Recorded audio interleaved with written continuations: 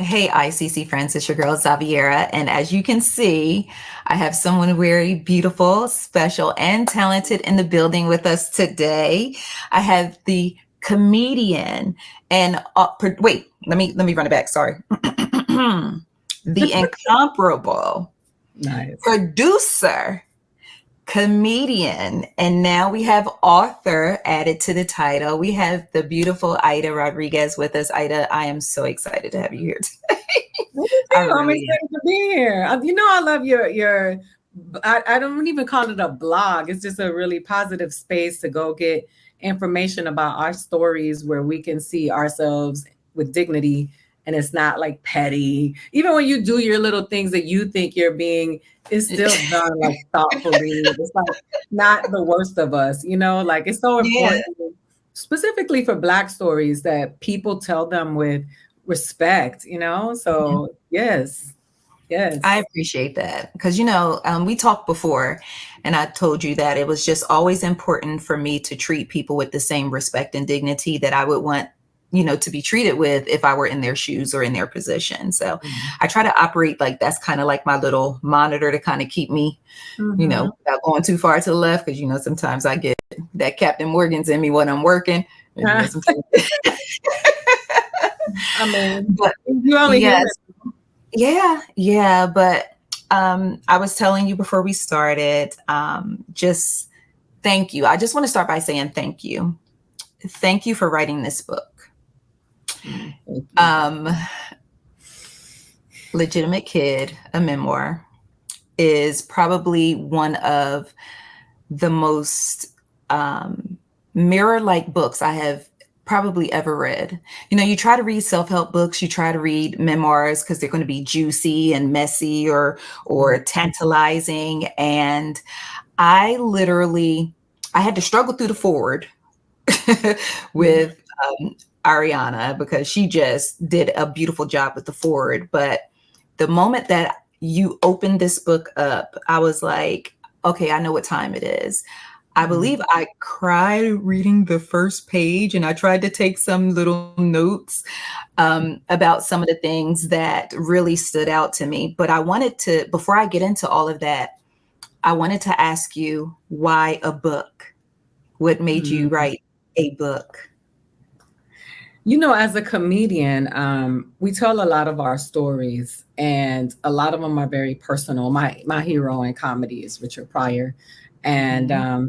I have many, but that's one of the reasons why I do what I do, is being very young and laughing at him, not even knowing what he was talking about, but knowing how Right. funny he was. Then to get older and understand like his evolution, which he lived out loud when he was like, "I'm not ever saying the N word again." It was very impactful. And so comedy is my job and what I love to do, but I only do that on stage. And I'm not a clown. I'm not doing walking around trying to make people laugh everywhere I go. I love us too much to do that. But I wanted to tell my story without the burden of a punchline. I wanted to say, I want to respect my family, where I come from, and I come from the inner city. I come from poor people, and I wanted to respect them while I told our story, because we'll say something about ourselves that's hard, and then we add a punchline to it to make it palatable for the others Yeah. to be able to digest it. And I didn't Mhm. want to do that. I was like, we are worthy of respect and dignity. We don't have to read The Grapes of Wrath. We don't have to read all these books about the experience of people in this country that are not people of color. And they weren't digestible. To A Time to Kill is a very hard book to read. So, and even though A Time to Kill focuses on a Black story, it still centers the journey of the white attorney that has to deal with Yes. the dilemma. And so I wanted to just tell my story in a way that humanized my family, Mhm. gave them the Yeah. respect that they are worthy of. Now, one of the things that you are most proud of, and I am super proud of you as well, much like some of our favorite rappers, you didn't have a ghostwriter.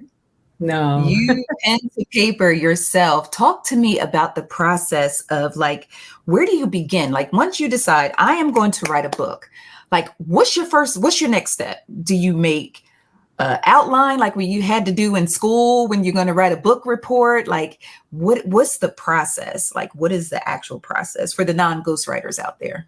Mm. So yes. So first of all, a lot of the short stories that I have in the book, a few of them I had already written years ago because I had planned to write a book, and I knew those are stories that I wanted to tell. I had a little guardian angel. You know, you have your editors, you have your copy editors. Um, Fortunately for me, I had a village of people that showed up for me to guide me in the right direction because I was doing the writing, and they were like, "So let's streamline this. Do an outline, sit down and say, like for me, I do it in stand up. I do it with my comedy specials. What is my thesis? What's my story? What am I saying here?"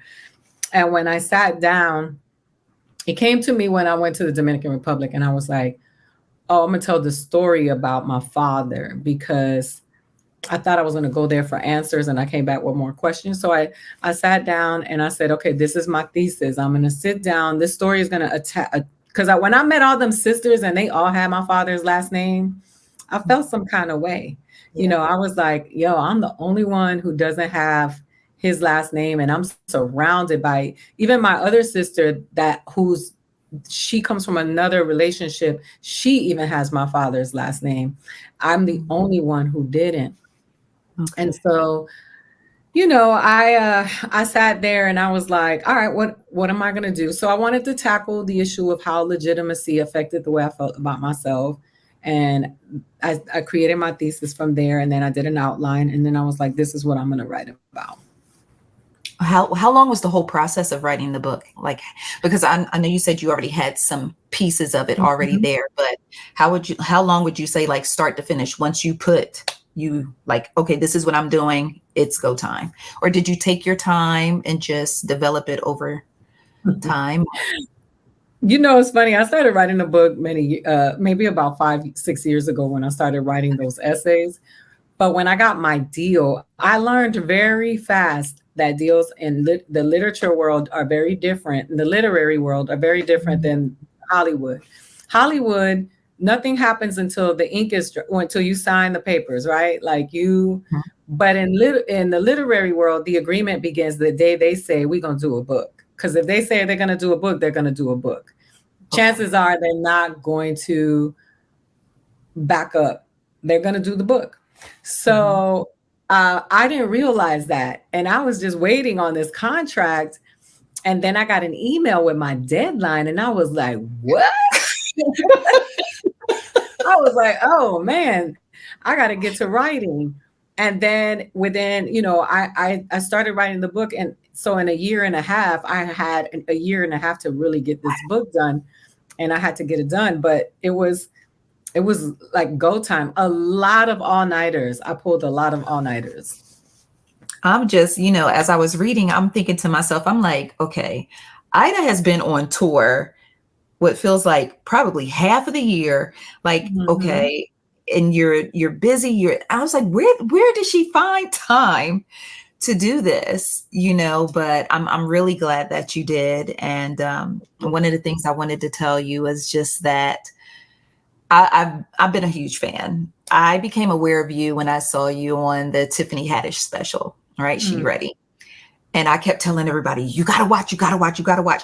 But skip, like, you ain't got to watch in order. You got to skip to Aida Rodriguez. I was like, yeah. So I was like, because she the one. I was like, everybody killed it. You and Flame were like just my two, and Shantae. And so I was just like, but you got to go to Aida first. Like, it's just, and I guess, I don't know, maybe I just felt some type of connection even in your stand-up, because one of the things about you, and all of your fans are fully aware of this, is that you share a lot of your life story in your stand-up, the kidnapping and talking about your uncles and your abuelas and your mom. Like, you talk a lot about your family. So for you to write the book, it's more of an in-depth look. And like you said, minus the punchlines, but you do have some little giggles in there though, and I love that, because I think one of the giggles picked me up, like tears was rolling as soon as I started reading the book. And it was because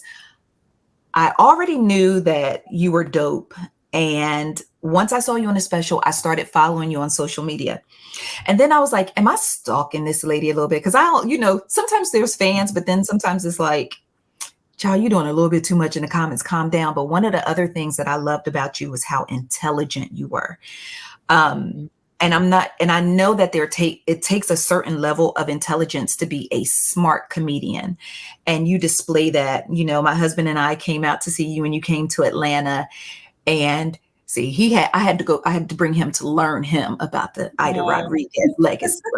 So he talked about you all the way home in the car. He was like, yo, she just so dope. She's so dope. I said, I told you. I tried to tell you all the way down here because we had an hour ride into the city. But I say all that to say that even outside of stage, outside of comedy, I love hearing you eat those pundits up. I love hearing you speak about just all of that. And I'm just like, she's so dope. And then when I started reading the book, I was like, I saw myself so much in your book, but you warned me. I was just being hard-headed. You warned me that this book was going to allow people to see themselves. It was going to allow people to heal the little girl in them. It was going to, I'm illegitimate. I don't have my daddy's last name, right? I was raised by my great grandmother. And I literally told my husband before I came upstairs to try to get myself together for this interview. And I said, I'm reading the book, and I said, I can't wait to get my hard copy, because I'm going to it with a Sharpie, because I was like, I want to highlight this line right here so bad. The book feels like that. You want to highlight sentences in the book. One of the sentences that I pulled out that I just wanted to mention to you was, I was also raised by my grandmother, but I was raised by my great grandmother. And you are so dope. You carry both of your grandmother's names. And I thought that was just really fly, right? But I was raised by my great grandmother, and it was the sentence that said, and I already told you I'm emo, so just, just. I'm emo too. It was the line that said, she filled in the blanks left by my dad's absence. And that it did this, because I did not see, I think during my childhood, I saw my dad twice. And then once when I think I was about 3 or 4, once at my mom's funeral. And then I found him again. I think I was 21 years old when I reconnected with him. And much like how you talked about, the anticipation of reconnecting with that missing parent, right? But you leave with more questions than answers, because I was like, I had all the questions. Why this? Why that? Why? You knew my mom was gone. Why? And I was in the car like, damn, he ain't tell me shit. Now I have even more questions. Yeah. And, for you, just being able to share that, how therapeutic was it for you going through this process? And you already know your story, but what else did you learn about yourself while writing this book? I learned that I don't know anything, that I'm still learning and I'm still growing. When my father asked me for money when I was in the Dominican Republic, I was really angry. It deflated me. My whole world shattered, because I was like, I'm just seeing you after all these years and you're asking me for money. And I was horrified. It took me some time to realize my father and I had a falling out after that. He told me he never wanted to speak to me again. I wasn't worthy of his time. He hit me right in the wound when he said I wasn't worthy of his time. And then I was like, yo, my father grew up poor, uneducated. I had this moment where I was like he was desperate. And if you are on an island and you've been on that island in captivity for a very long time, and along comes somebody on a boat, regardless if that's your child on the boat, a stranger on the boat, if you're operating from desperation, you're trying to figure out how you can get on that boat so you can go.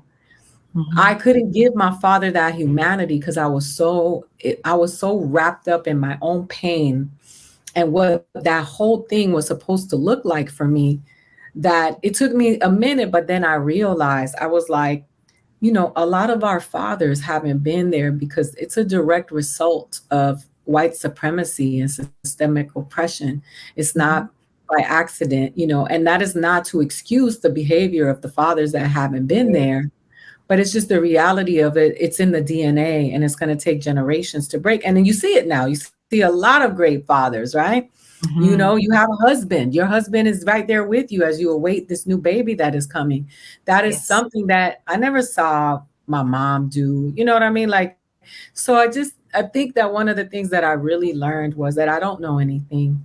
And that as I Mhm. continue to evolve and work my best to be the best human being that I can, I got to give people grace, because that's out the window now. People just want to set you on fire when you do something wrong.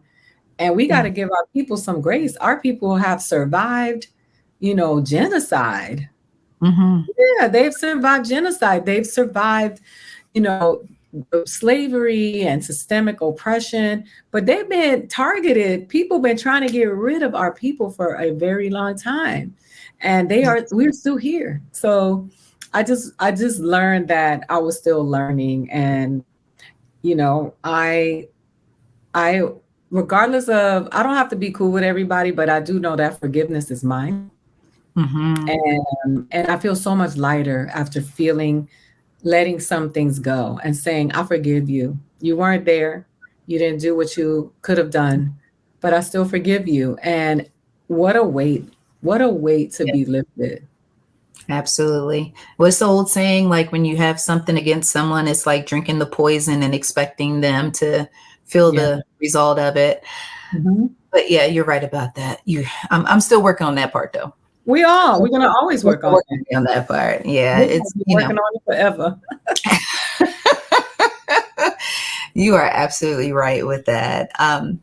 There was a saying that you mentioned, and I want to make sure I say it right because habla español un poquito, right? Mhm. It is lo que en la casa se queda en la casa, which Mhm. means What you're happens break- at home stays at home. so did you have any reservations about in writing the book? Did you have any reservations about how your family would react to the book, or did you kind of go into it? Because I don't know. I feel like I'm answering asking this question in vain, just based off of what I've Mhm. learned about you in the book. Um, Mhm. but I want to ask it for those who may not know you as well as I think I do. Um, Mhm. was there a concern there about the family's reaction? Absolutely. The demonization of my mother was at the top of my list, and my father. I didn't want this to be another trauma porn story. I wanted to be, there's a journey. The end is not the beginning. I want my mother to read the end first before she reads the beginning of the book, because it was important for me to talk about my story. And, I thought about it because they call you a dry snitch. They're like, why are you telling home business? Yeah. But that has been indoctrinated in us so much that that's why abuse continues on for generation after generation. We hide the secrets of the people who hurt us in the Mhm. name of them giving us a pat on the back. And that's not.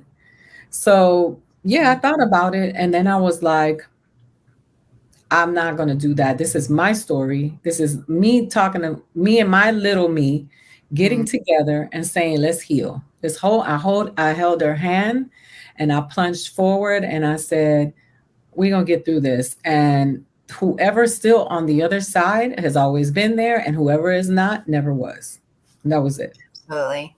It's funny because my great grandmother, she told me that I should write a story about my life. And she was Mm-hmm. like, you need to write a book about your life. And I applaud you for the fact that you were so transparent. And I wrote a blog post the other day where I was recommending that people read your book. And I wrote in the post, I said, there is something special and selfless about pulling back the curtain on your own journey to allow Mm, others to heal through you. And I feel that's like beautiful. that's what you did with this book, Ida. I feel like you're allowing people, myself included, to heal through your journey in this book. And I greatly appreciate the fact that you did pull back the curtain and you were transparent and that you did put yourself first, because my first thought was, my family, no, child, my family this, Me too. you know. And so for you to do that was very selfless. And I thank you for it, because I already can feel the healing motions, even first of all, Becky.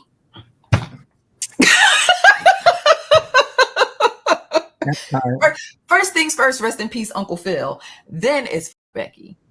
And it's funny, my husband and I were talking about how certain things that impact our entire lives start literally in our childhood. That one catalyst that sets everything in motion.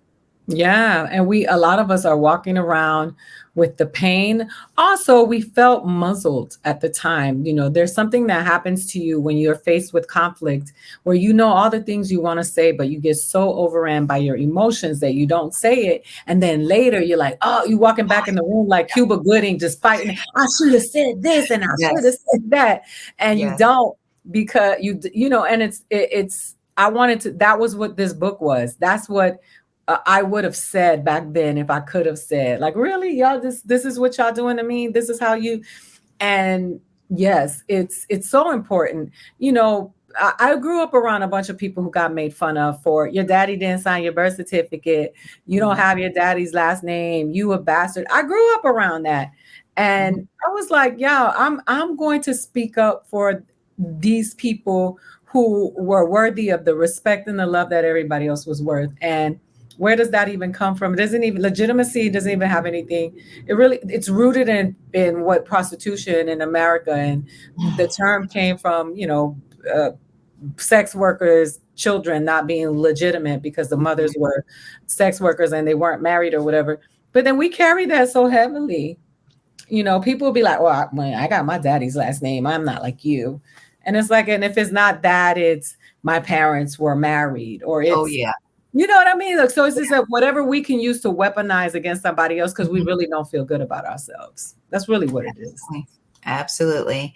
So what would you say to someone who is thinking about reading the book, but they haven't decided? They're in the store, they see this gorgeous cover with you on the cover, and they're like, should I read this?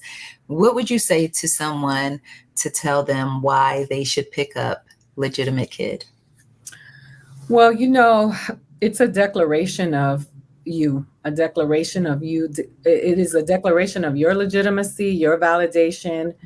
Sometimes it's harder to do it for yourself, so I do it for you. And I just release you. I want you to see my journey. I'm very vulnerable and honest about some of the things that happened to me. And I want, you know, you will see yourself in the book.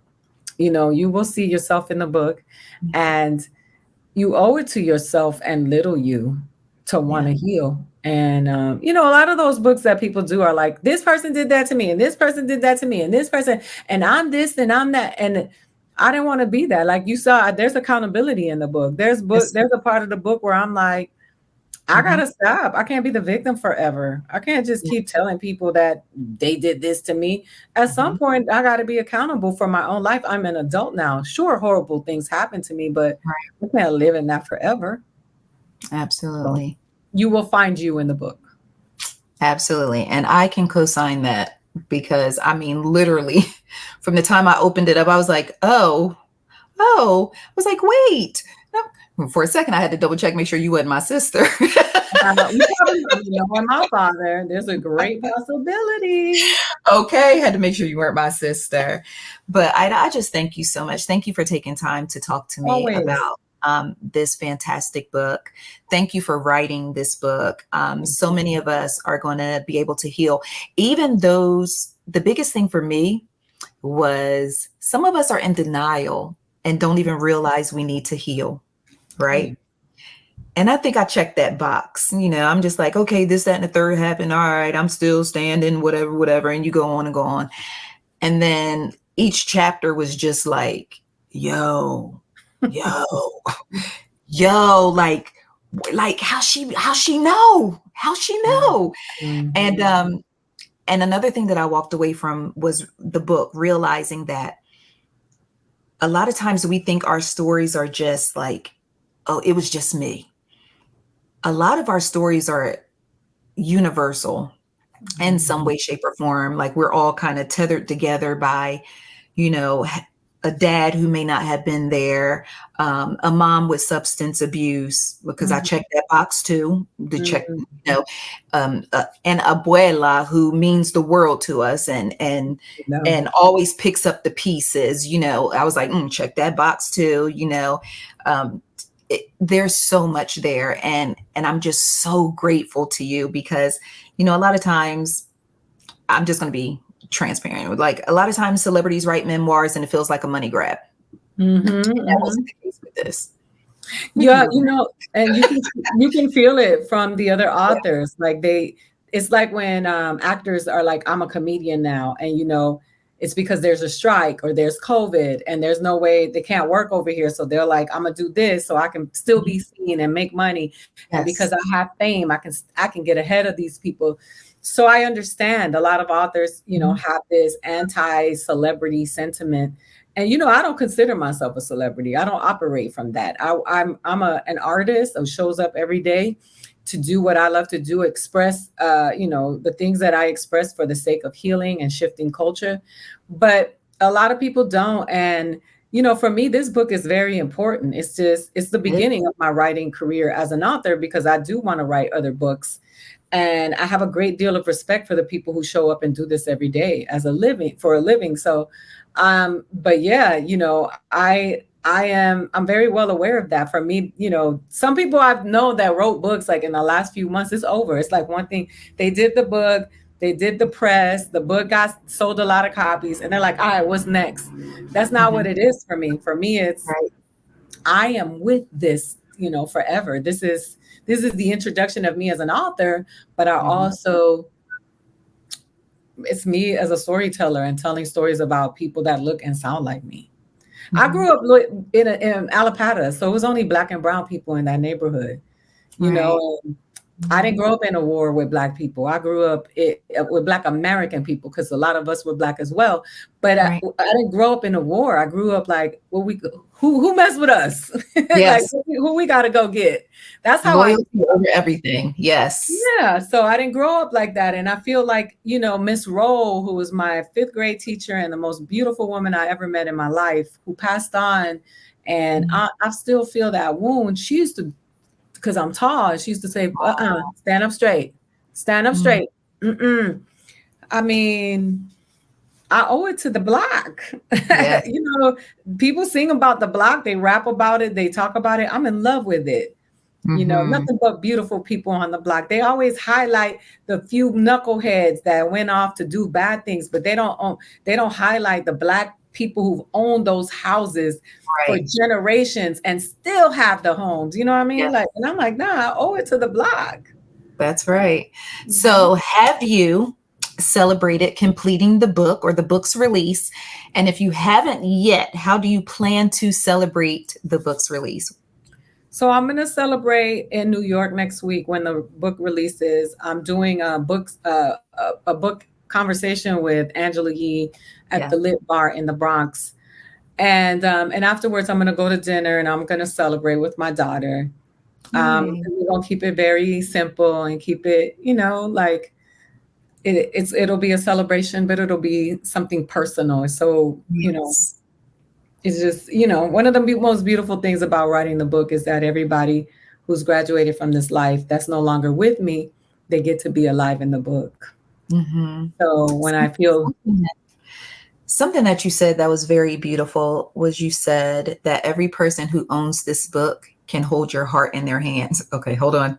Hold on. Give me a second. Sorry. you know, I told you. I told you.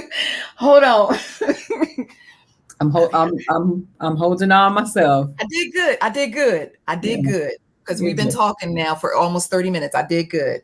Yeah. But you have such a way with words, a wordsmith, one might say. You Thank just you. have such a way with words, Ida. And I mean, this book is it just reaffirms it. Your stand-up, confirms it. But yeah. Okay. Thank you. What Yeah. do they do? They do this? The fake ones do. Yeah. They want you to know they're crying, but then you look in Yeah. their eyes and they're really not crying. Yes.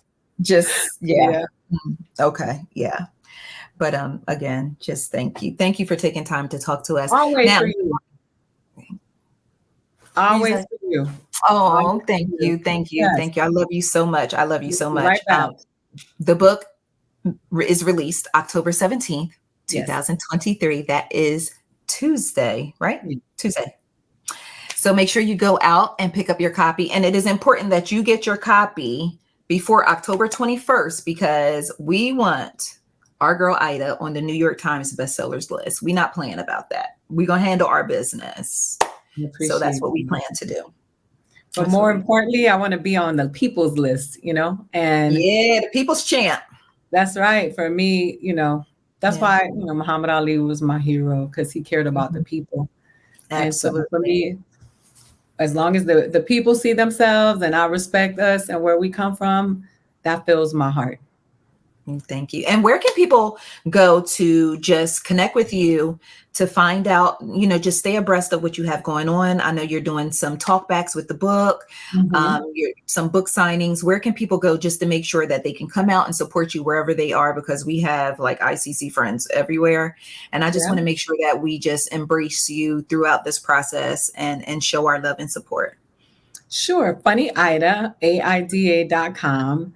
You'll see all my dates are there. The book dates are on, and as well as the comedy dates. But all things Aida, you can subscribe to my list. I'm on Instagram, Funny Aida. That's where I spend most of my times. TikTok and Facebook. It's too much. Yeah. Okay. I'll make sure I have everything linked up. I'll make sure. I'll make it simple. I'll leave the breadcrumbs for everybody. I'll make sure I lead them to you. I appreciate it. Girl. Hansel and Gretel this thing out. Like, here she goes. Hilarious. All right, girl. So I love you. I won't hold you because I will sit up and talk to you all night long. But I know that you have a busy schedule. You have had a long day. But I thank you for always making time for me. Thank you for supporting me. Thank you for encouraging me. Thank you for your just uplifting words. I sincerely appreciate you. You are truly one of a kind. And you are one of those people who, I guess for lack of a better word, I would call you like a generator.